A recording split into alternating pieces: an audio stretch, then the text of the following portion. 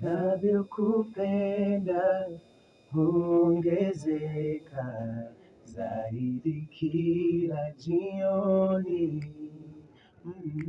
Navyokupenda huongezeka zaidi kila jioni. Jioni, jioni, jioni, kila jioni. Jioni, jioni, jioni, kila jioni. Just a quick question. Can you tell us how you guys, the two of you, how you meet and like what has kept you together? Because working together, it's not easy, but you guys are still working together. We would like to know how you guys know each other. Okay, so Ethan and I met at a competition like 3 years ago. We were competing for guitar, and he ended up winning. I came in third. So what happened after that? He'd seen some of my performances. I was just starting out in playing music, performing rather. So he saw some of the songs that I performed, and he was like, you know what? I think this song would do so good in studio. You should come through, and then we record. We recorded the song, and then we lost the files. But later on, having seen the experience of what that was for me, I was like, you know what? I actually want to do. I want to record my music. So I hit him up like 5 6 months later, and I was like, I think I'm ready. And he was like, you know what? Let's do it. So from 3 years ago, we've just been working together, making music when we can, just pushing each other. And I'd say he literally just got me into the game, man. So yeah. And it's so interesting that you're saying it like that, Jew. I feel like the moment Ken and I started working together, push yake, yani the way anajituma, the way anaweka kazi, ni kama it helps to keep my fire burning, you know. Juu unajua ukiwa ukipatana na mtu na pia ako as excited about music as you are, you feel like you're not alone in the journey. So thank you, man. Thank you, Appreciate Maji. Yeah, yeah. Bless Yeah. one. Just to ask, because I've seen you quite a number of times performing before, and if I'm not wrong, I stand corrected. You used to work with King Kaka a time back.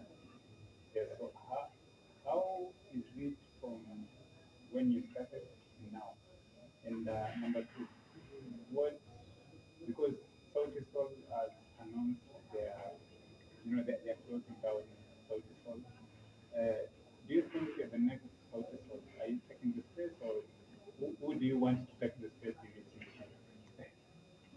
in the Well, the journey for me genuinely has been very imekuwa eye opening. Kuna vitu mingi zenye nimelearn along the way.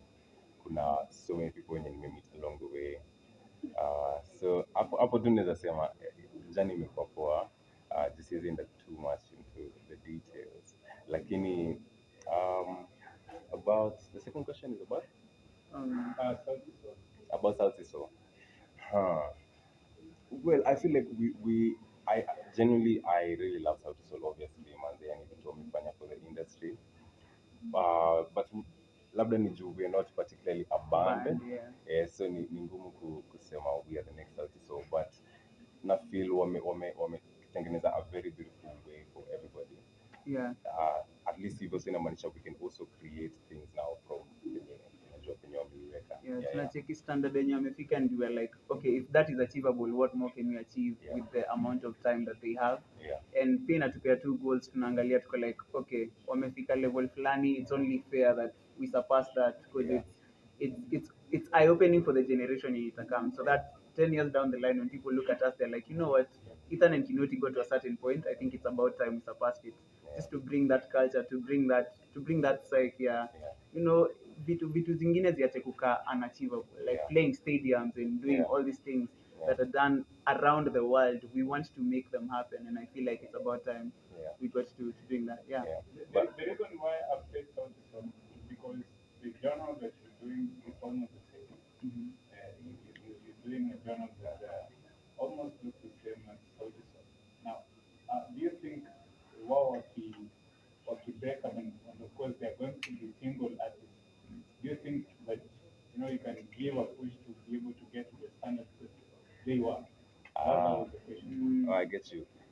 genuinely, I actually feel like when people will start to talk about like the journey of Kenyan music, na feel ni kama with what we are doing, Yeah. this is a pivot.